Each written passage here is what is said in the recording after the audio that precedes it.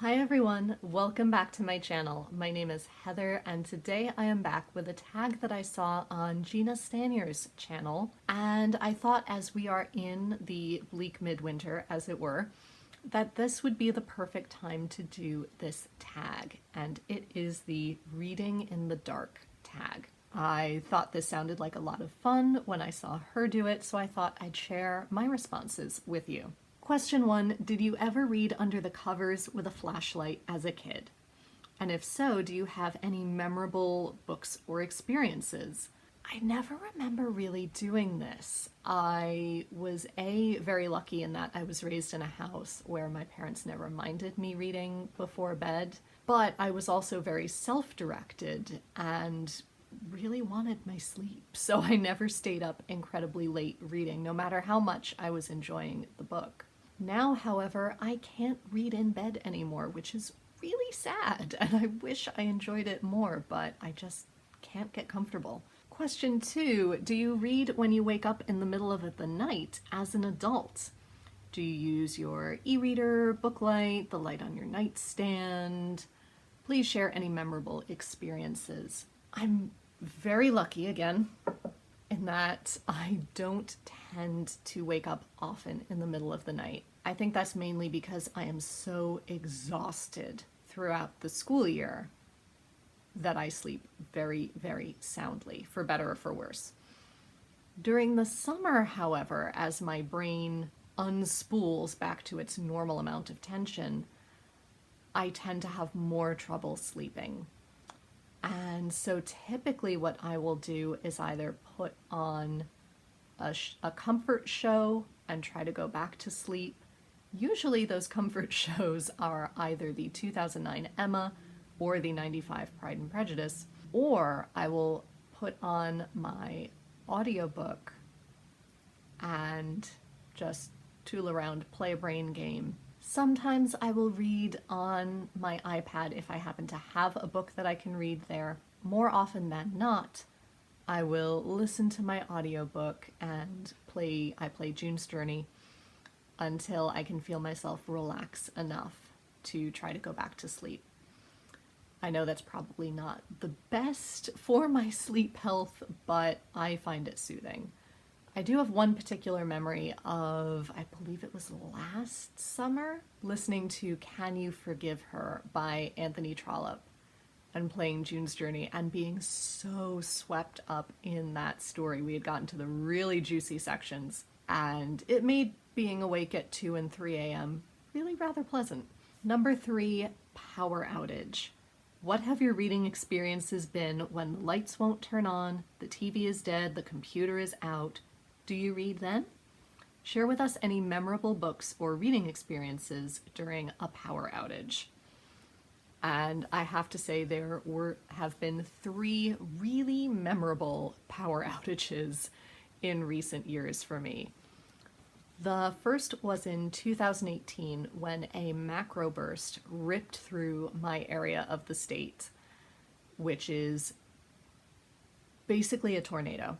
A tornado came through the town where I worked, the town where I live, everywhere in between. And all of us, all the surrounding towns, were without power for about a week.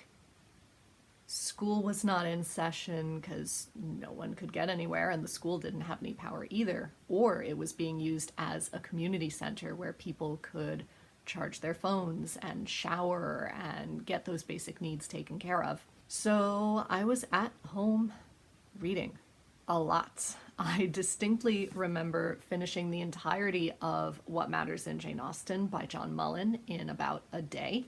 I remember reading Fanny Hill for the first time during that period. That was an experience. I won't elaborate any more on that, but if you know, you know.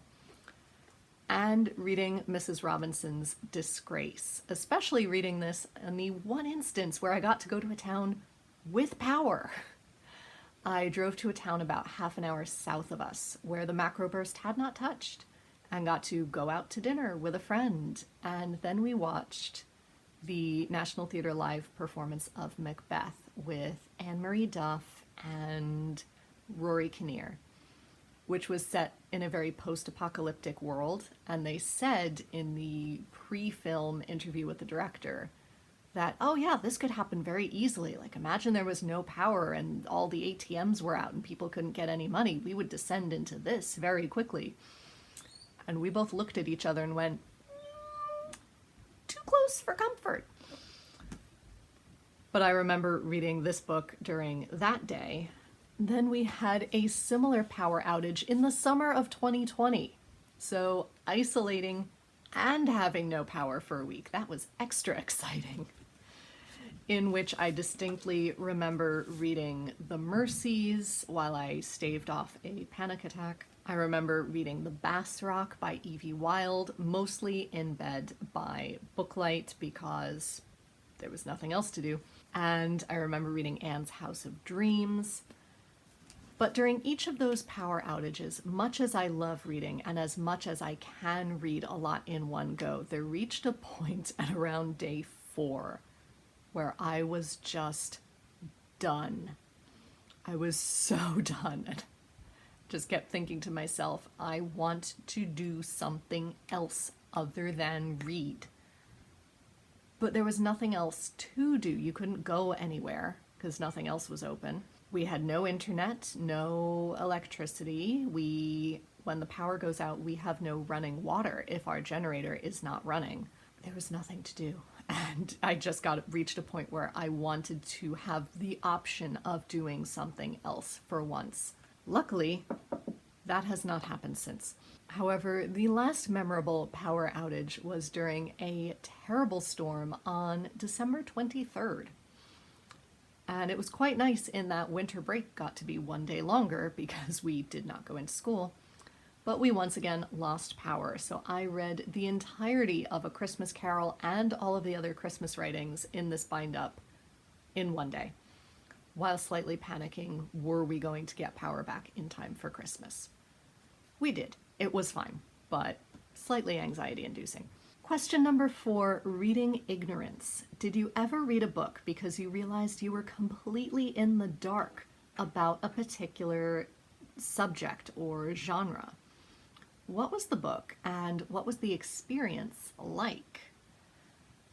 And I'm having trouble thinking of one at the moment. A lot of the things I read have to do with some sort of interest, be it a long-held interest or something that was sparked fairly recently.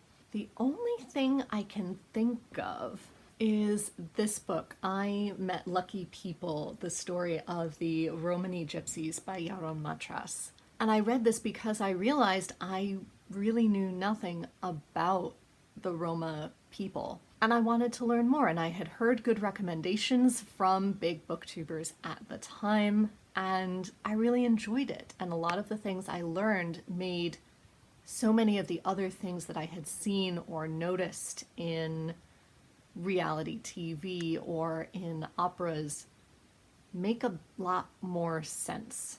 Number 5, reading blindly. Do you ever read a novel without knowing anything about it? You haven't read the back of the book or any reviews, you just jump in. Name a book and share your experience. Again, I can't think of one at the moment. I can see a few on my TBR where I have chosen not to find out a lot about them. Mainly because they are classics and I don't want anything spoiled for me. But I don't feel like I can count those because I haven't read them yet to be able to talk about the experience of going in blind. Other dark places, camping, cars, basements, the movies. What are any other dark places you have read in, maybe unexpectedly? Share any books or memorable reading experiences. I have to say, I don't remember reading in a lot of these places. I do remember trying to read in the car as a child, especially if we had been out Christmas shopping late at night. I would have a new book from Borders and my new booklight, and I'd be trying to read in the back seat and not have the light bother my father too much while he was driving. But I can't read in the car anymore, so that's nothing I'm going to try and replicate. Similarly, I've never tried to read very much at the movies. I remember reading The Witches by Stacy Schiff before a film started, but that was only because I had gotten there absurdly early and I wasn't even in the theater yet. I have tried to crochet in the movies more recently, thinking, oh, it's really simple, I can go by feel. No, I can't. I have a friend who knits in the movies, and I am now in even greater awe of her. I have graded at the movies, though. When I was getting my work sister into opera, we would both go to the movies to see live in HD productions from the Metropolitan Opera. And those, of course, would be very, very long. And during the intermissions, we had the opportunity to get grading done. So we had a whole system where we'd bring our grading and we'd have a clipboard with a booklight tacked onto it, and we would be furiously grading during those intermission segments and thoroughly confusing the people around us. But hey, you gotta do what you gotta do. And number 7, Epiphany, the lights are on. What book or books have given you a proverbial light bulb over your head? Something that really illuminated an idea to you. Share the book and the reading experience. And again, I'm having trouble thinking of one particular example. I'm sure there have been so many over the course of my life that have changed the way I thought about so many different topics that I can't think of one in particular. I feel like that's a cop-out of an answer, but I genuinely can't think of anything right now. And number 8, tag some people. I am going to open this up to anyone who would like to, since I was not officially tagged in this. I'm simply stealing a very good idea. If, however, you choose to do this tag, please link your video down below so I can go and watch it and give you some support. Until next time, be safe, be well, and happy reading. Bye, everyone.